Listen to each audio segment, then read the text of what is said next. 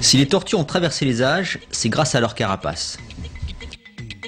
Chez les ancêtres des tortues, des plaques osseuses se sont soudées entre elles pour constituer une boîte solide à l'intérieur de laquelle elles purent, en cas de danger, rentrer leur tête et bloquer les orifices avec leurs pattes armées de griffes et d'écailles. Le squelette osseux de la carapace est recouvert d'écailles et l'ensemble grandit avec la tortue.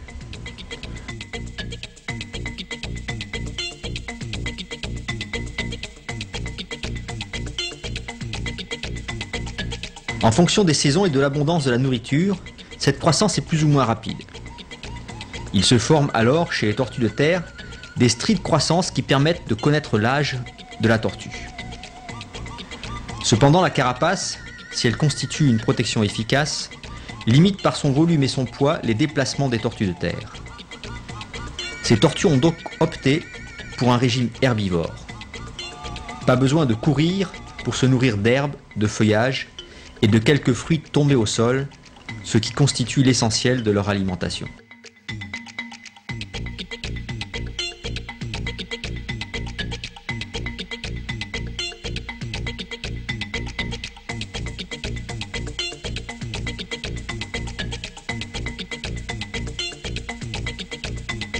Chez les tortues marines, la carapace a évolué différemment. L'eau offre une résistance au déplacement supérieur à l'air. La carapace des tortues de mer s'est profilée pour faciliter la pénétration dans l'eau. Mais leur carapace, hydrodynamique, est moins volumineuse et les tortues marines ont perdu la capacité d'y replier leur tête et leurs membres. La fuite est pour elles une meilleure protection contre les prédateurs.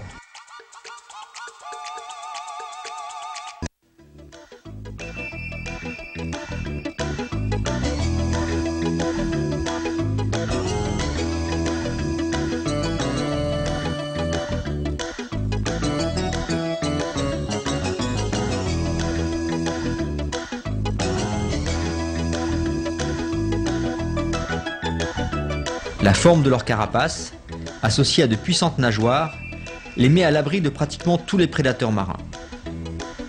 Nageuses rapides et agiles, les tortues marines ont, à l'exception de la tortue franche adulte, un régime carnivore.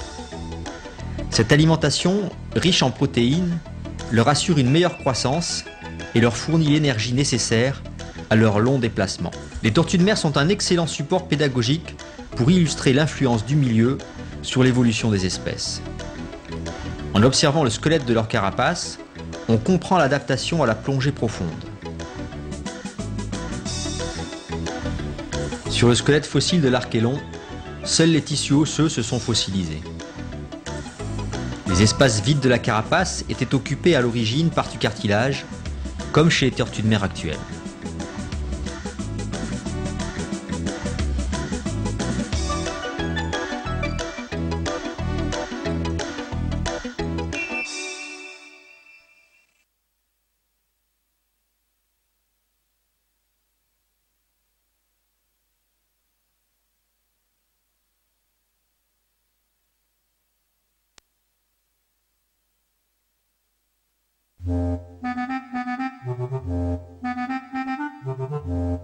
Depuis 250 millions d'années, les tortues foulent le sol de notre planète. Leur démarche si particulière les a amenées sur presque toutes les terres immergées du globe, où elles se sont adaptées à des milieux très variés.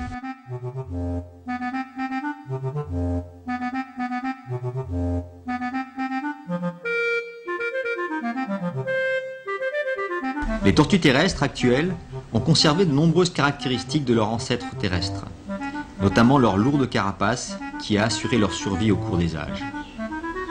Pour mouvoir cette lourde protection, elles possèdent de robustes pattes armées de griffes.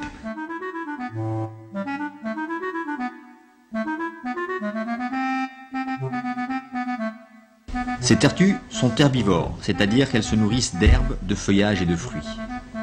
Dressées sur leurs pattes, elles avancent lentement mais sûrement sur tous les types de sols, parvenant à passer les obstacles se trouvant sur leur chemin.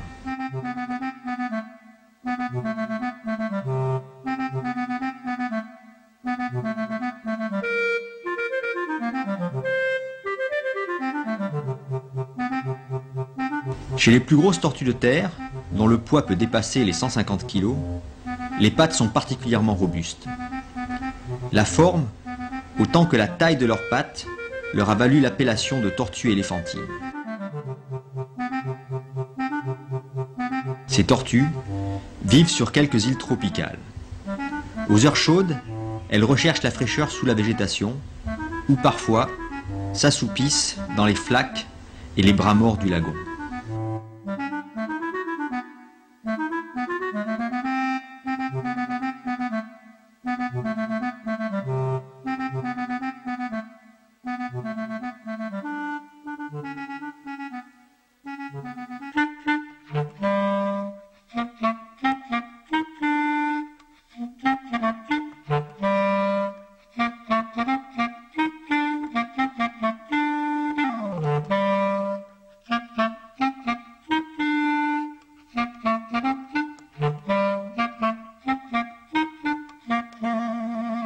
C'est dans ces lagons qu'elles peuvent croiser d'autres tortues qui ont choisi, il y a environ 100 millions d'années, de vivre dans l'océan.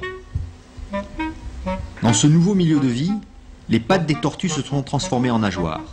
Cette évolution permet aux tortues de nager avec beaucoup d'élégance. Les nageoires antérieures en forme de rame assurent la propulsion en prenant appui sur l'eau. Les nageoires postérieures jouent un rôle de gouvernail. Cette évolution a fait des tortues d'excellentes nageuses, ce dont profite parfois l'opportuniste rémora ou poisson pilote. Les tortues de mer parcourent, au cours de leur migration, des centaines voire des milliers de kilomètres. Elles peuvent également, en quelques mouvements puissants de leurs nageoires, semer presque tous les grands prédateurs marins.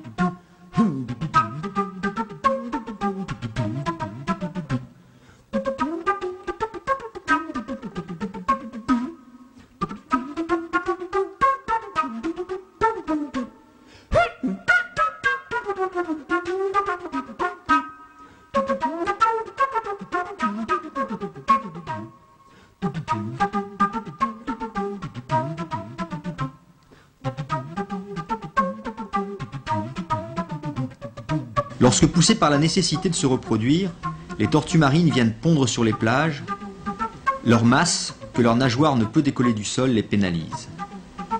Et c'est en se traînant qu'elles atteignent le haut des plages. Par contre, au moment de creuser le nid, les larges nageoires se révèlent d'une grande efficacité.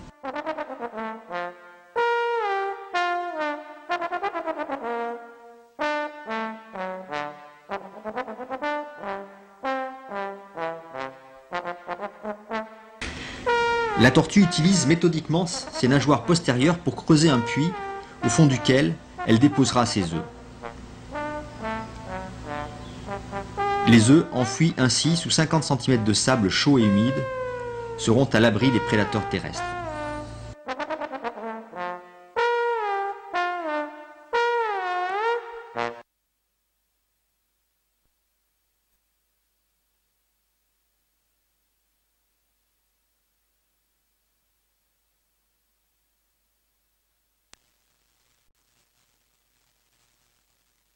Les tortues, contrairement à leurs ancêtres et aux autres reptiles, n'ont pas de dents. Leurs mâchoires sont recouvertes d'un bec corné caractéristique. Chez les tortues marines, la forme de ce bec varie selon les espèces et leur régime alimentaire. La tortue kawan est certainement la plus vorace de toutes les tortues marines. Elle a un énorme appétit et son nom anglais, loggerhead turtle, traduit son caractère belliqueux avec tout ce qui peut se consommer. Son bec, extrêmement puissant, lui permet de s'attaquer à des proies très variées. Elle peut briser la coquille des coquillages, consommer des oursins, attraper des poissons grâce au crochet à l'extrémité de son bec. Si le poisson, mortellement blessé, ne peut être avalé d'une traite, la couenne le découpe en morceaux en utilisant les griffes situées à l'avant de ses nageoires. La largeur de son cou lui permet d'ingérer des morceaux de grosse taille, qui seront ensuite digérés pendant plusieurs jours.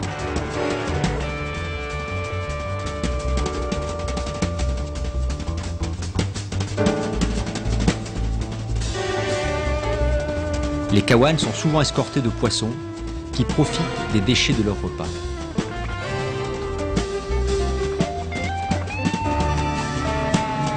La tortue à écailles, Eretmochelys imbricata, est plus placide.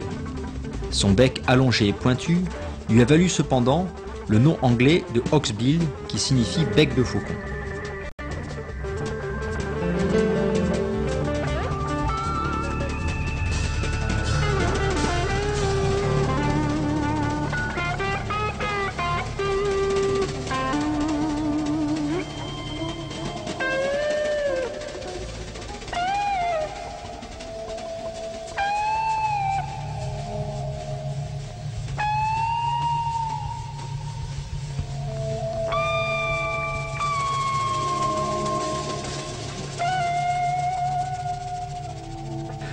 Ce bec lui est très utile pour attraper au milieu des coraux les éponges, les mollusques, quelques crustacés et parfois des poissons.